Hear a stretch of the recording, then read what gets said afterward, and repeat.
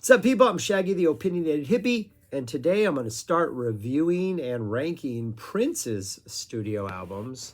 Yeah. Just finished Bowie's, and I figure why not tackle another massive discography. I'm going to do it by decades.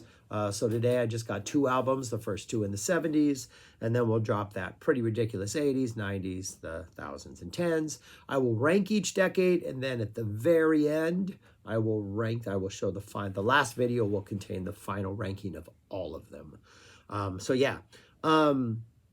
did we get to Prince from Zappa? Well, another reason I wanted to do Prince now, January 2024, is we're in between releases on the Zappa thing, and we recently got the Overnight Sensation 50th anniversary, and there's rumors floating around about what might be next. Maybe a collected history, the history of collected whatever, that improvisational 68 60s box set that's been working on forever. What is the name of that thing? It's escaping me. But I've also heard rumor that there might be a release of the Indianapolis show from 1984. I'm assuming the second one, which has a fantastic, I think it's a truck driver divorce. But I do know, it's a really good show, and I do know Prince was one of the secret words in that show. Also was a secret word in other shows and in 88, I think at least once. But yeah, so maybe by putting this out there now, we'll get that, because I think a really good 84 release of that Indianapolis show is pretty good. So yeah, so that's why I'm doing Prince now. There's the connection right there, secret word energy. But yeah, plus very Zappa-esque in just his career. You know, awesome guitar player, wrote other things, was very much a leader of an amazing band. A lot of similarities to sort of the Zappa persona. But anyways, two albums this time. I'm going to talk about them. Probably won't put the list on the screen when I'm done, because it's only two albums. And then we'll drop the 80s video in a couple days. Anyways, yeah, here we go with Prince's first two. Oh, who is Prince? Yeah, if you don't know who Prince is, yeah, okay. Funk. Just awesome funk in all sorts of ways. All right, on to number two. Number two of his two 70s albums is his debut album, For You. This is a really good album. What I think it's lacking, and the best thing about this album is it's full Prince. Like everything that Prince is gonna do from here on out, like it's here. Slow jams, pop funk, driving rockers with like extended guitar outros, kind of just acoustic-y ballads. Yeah, we get it all. We even get a little art rock weirdness in the beginning, where with the opening tracks, kind of this a cappella delight that kind of doesn't really prepare you for the funk that's going to drop afterwards. It's just a really fun, good album of an artist who I think, while I think he would do all of these better in his career, like the template is here. Like everything he's going to do, it's here somewhere. And it's just a really fun, solid album. And I think he plays like almost all the instruments. Yeah, he's doing all of it. So it's all him. And it's amazing he gives the song such cohesion with all that he's doing on it, being that he's doing it all by himself. Opens up with For You, which is like this pretty a cappella thing, which kind of doesn't really prepare you for the awesome woozy funk of In Love that drops after that.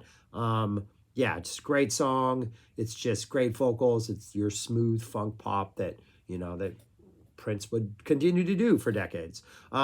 Soft and Wet has maybe a little more of a Rick James type swag to it. Yeah, a little more Kool and the Gang, just getting a little more funkier, a little more swaggier.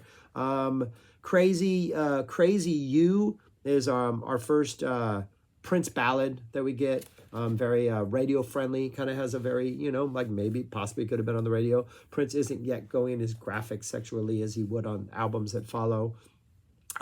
Just As Long As We're Together is the first sort of his kind of driving rocker type things that has like an extended ending, you know, which you could cut off if this ever made it a single or on the album. It's nice, like, you know, you get that extended just exploration by Prince, Pink, called him Pink. Kind of a little mini epic type song, his first little mini epic. He would drop a lot of mini epics throughout his career. Baby is our first real slow jam. Absolutely fantastic. My Love Is Forever, we're getting some really awesome Prince guitar for the first time. The actual, like, let's just shred type stuff. Some really nice disco funk there. So Blue is a nice acoustic ballad, and we get more funk rock, lots of really good guitar energy with the closing I'm Yours. Yeah, it's just 33 minutes of like a shot of kind of weak Prince, right? You know, it's not going to be as strong as it would be in like 4 years. When did this come out? 78. 78, April 78. But it's pure Prince. Like, this is Prince. You're getting Prince. It's the Princeness of it all. Nothing is all that great, but it's all just really, really, really good Prince. That's my number 2 of the 70s. His debut, For You. It's For You is An Old Sweater. And the number 1 album of the 70s is his second, self-titled, Prince. All he needed was a little experience under his belt, and he was ready to just kind of, I don't know, he might have, maybe hit a single. Yeah, maybe got a single on that first album. Now he's got a home run, maybe a couple triples on here. Like, all of a sudden, he's like a seasoned veteran. This came out in 79, like about a year after that previous one, a year and a half. This album was so good that Chaka Khan even borrowed the song I Feel For You off here and dropped it I Feel For You a couple years later. Yeah. This, and again, it's got all the Prince flavors. It opens up with 2 of his like just perfect little pop songs, just hit it out of the ballpark. Like, I can write melodies, I can be catchy, I Want to Be Your Lover. Just absolutely, just a almost perfect song. You get this about 3.5 minutes of perfect pop perfection, and then he's like, wait, slow down, man. I got more of the goods, but we're going to just slow things down and have a nice little jam here at the end of the song. Just kind of slow things down and just groove a little while. Like, I've already given you the sugar. Now let's let the sugar run its course. And then we get to the second song, which is Why You Want to Treat Me So Bad. And we got more sugar and an absolutely shredding guitar solo. Like, it's just right off the bat, the 1-2 punch of these opening songs are just like, I'm hooked. I'm in. Album's a little bit longer than the first one, right? He's added another like 7 extra minutes, but that's okay. That's okay. You get those 7 minutes, Prince. Next, we have Sexy Dancer, which has like a nice dance groove, funky bass, just kind of the title fits the music. When We're Dancing Close and Slow, again, he knows how to title his songs. The title fits the music. This is a nice slow groove, really nice piano work in here. Just kind of nice, cool instrumental, has some really cool keyboard sounds, some weird synth sounds, just kind of not too aggressively in there. Just kind of a nice one of his like nice slow burners. The opening of side 2, With You, is maybe the first song that he's done so far. It's kind of a woozy type ballad thing. But then we get Bambi. And you know that if Prince calls a song Bambi, it's not going to be about a deer. It just feels like the music itself is like funk rock, right? It's got some really hardcore funk rock. And it's got a groove and it's got like that. But when you know it's called Bambi, it just makes it feel like, yeah, sexier or maybe sleazier or maybe just, yeah, there's a vibe to this. It's absolutely fantastic. Like, this is an absolute underrated classic. Like, this is Prince as the guitar hero, as the funk hero, as the selling sex hero. And the fact that this isn't like one of his all-time greatest deep cuts and on every sort of greatest hits or everything, like, this is a jam. Bambi is a jam. Then we get Still Waiting, which is a really nice contrasting sort of slow jam energy to that. It's like after you got the Bambi, then you have sort of the cuddle session afterwards. So I think they work together well in tandem. Then we drop I Feel For You. Yeah. And then we close out with It's Gonna Be Lonely. It's Gonna Be Lonely, which is kind of like a nice, good, feel-good ballad. Has some good closing energy, even though it's gonna be lonely. The music makes you feel better than maybe the words, than the lyrics do.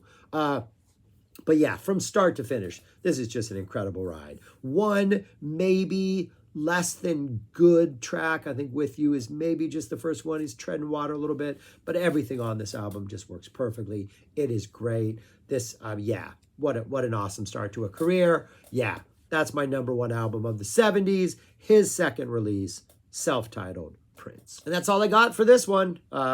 His debut album was number 2. His second album was number 1. Little switcheroo. Yeah, that's awesome. Let me know your thoughts on Prince. If you like these albums, don't like these albums. Let me know your thoughts on the classic funk rock of Bambi. That should be a much bigger hit than it was. I don't know.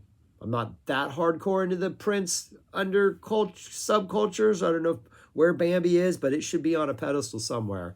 Yeah, let me know your thoughts on these albums. If you don't know them, go listen to them, man, because this is going to be a fun ride. I'm looking forward to this.